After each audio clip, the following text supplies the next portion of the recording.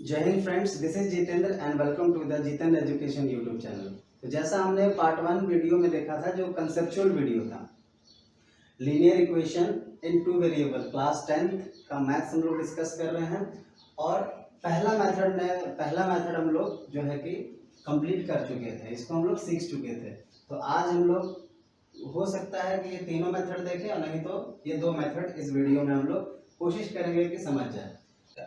तो चलिए अब हम लोग नेक्स्ट मेथड जो है हमारा वो क्रॉस मल्टीप्लिकेशन है। हमने अभी तक क्या देखा, एक सब्स्टिट्यूशन मेथड देखा, फिर अभी कौन सा मेथड देखा, एलिमिनेशन मेथड हम लोग देख लिए। एलिमिनेशन मेथड से ये पूरा बना हुआ है। और अभी हम लोग थर्ड मेथड देखेंगे, वो क्या है, क्रॉस मल्टीप्लिकेशन मेथड। तो हमारे सामने एक क्वेश्चन, सेम क्वेश्चन मैंने फिर लिया है और उसी क्वेश्चन को हम लोग फिर कौन सा क्रॉस मल्टीप्लिकेशन मेथड से हम लोग बनाते हैं।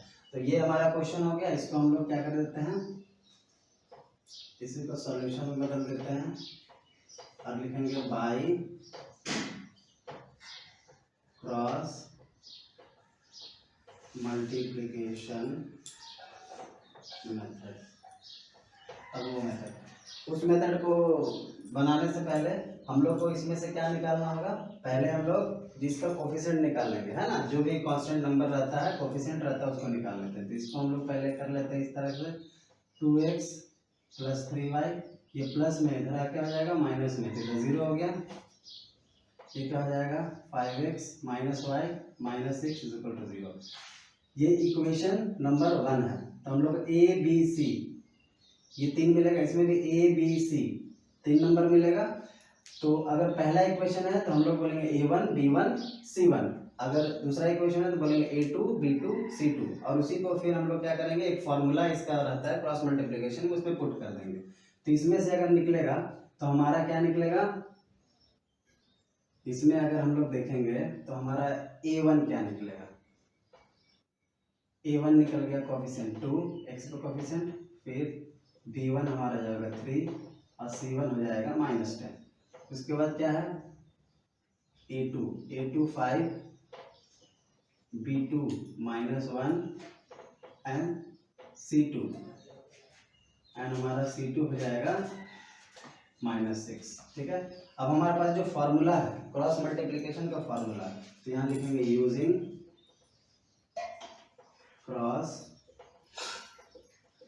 Multiplication formula.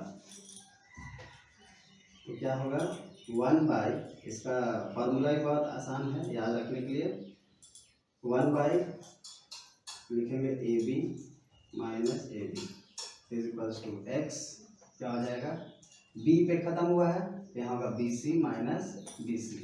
फिर देखिए सी पे खत्म हुआ है तो y divided by c a minus c a. अब यहाँ लिखेंगे 1 2 2 1 1 2 2 1 1 2 2 1।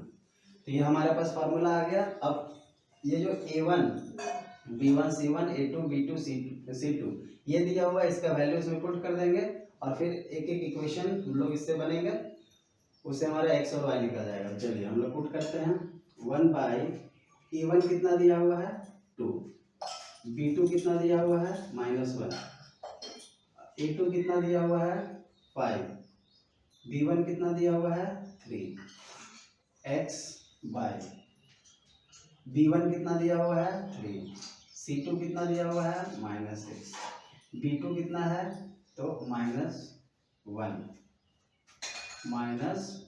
इंटू c1 कितना दिया हुआ है -10, y बाई y हमारा c1 कितना है -10, p2 कितना है 5 और c2 कितना है -6 और a1 कितना है 2। ओके। अब इसको कैलकुलेट कर लेते हैं, 1 बाई -2 हो जाएगा -15, अच्छा, x by 6 3 18 minus minus plus minus minus ये हो जाएगा 10, फिर y by -50 minus minus plus 12 हो गया। अगर इसको अगर हम और कैलकुलेट करेंगे आगे, यहाँ तक तो समझ में आ गया है। अब इसको हम लोग इरेज थोड़ा कर लिया जाए,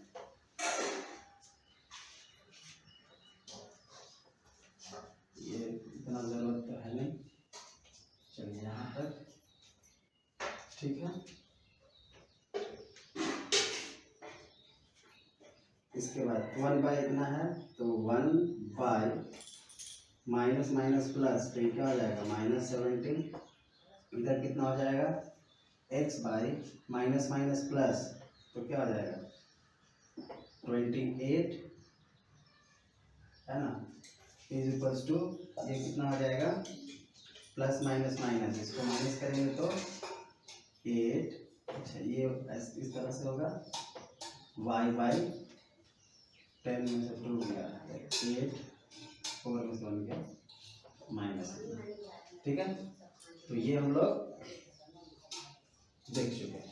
अब यहाँ पर हम लोग देखेंगे कि x वाला टर्म और y वाला टर्म, इस बार 1/17 यहाँ पे जो आया, इसमें से एक एक इक्वेशन है, एक बार x वाले के साथ इसको इक्वेट कर देंगे, एक बार y वाले के साथ इक्वेट कर देंगे, तो हमारा आंसर निकला। पहले हम लोग लिखेंगे x वाले का, लिखेंगे now x minus 28 is equals to 1 by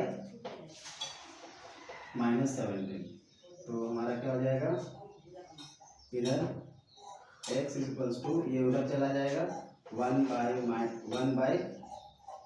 -17, ये चला जाएगा तो -28 ऊपर चला जाएगा, माइनस माइनस कैंसिल 28/17, तो यहाँ पर एक वैल्यू निकल रहा है।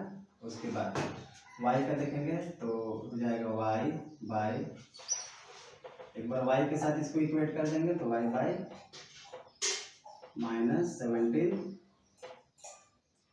y is equals to 1 by -17, ये ऊपर चला जाएगा तो मल्टीप्लाई हो जाएगा, माइनस माइनस कैंसिल 38/17। तो इस तरीके से हम लोग देखेंगे, therefore x is equals to 28/17 और y इज इक्वल्स टू 38/17, ये हमारा आंसर हो गया। मतलब क्रॉस मल्टीप्लिकेशन मेथड से भी हम लोग जब निकालेंगे तो आंसर क्या आ रहा है, सेम आ रहा है। तो मतलब मेथड जो है आप कोई भी लगाइए, लेकिन आंसर क्या आएगा, अगर किसी पर्टिकुलर एक क्वेश्चन है और उसमें बहुत सारे मेथड में अगर इस्तेमाल करें, कोई भी मेथड इस्तेमाल करेंगे तो आंसर हमारा क्या निकलेगा, सेम ही निकलेगा, ठीक है। इसलिए मैंने पहले ही कहा था किसी एक मेथड पे अपना पकड़ मजबूत बना लेना है, और उसके बाद तो स्पेशली कौन सा मेथड जो है आपको उस पर पकड़ बनाना है। तो जनरली जो बहुत सारे लोग जो है कि एलिमिनेशन मेथड को प्रेफर करते हैं, तो एलिमिनेशन मेथड को आपको ज़्यादा मजबूत बनाना है, और ये हमारा कौन सा मेथड था, क्रॉस मल्टीप्लिकेशन मेथड। तो यहाँ पर हम लोग समझ गए। अब हम लोग चलते हैं ग्राफिकल मेथड।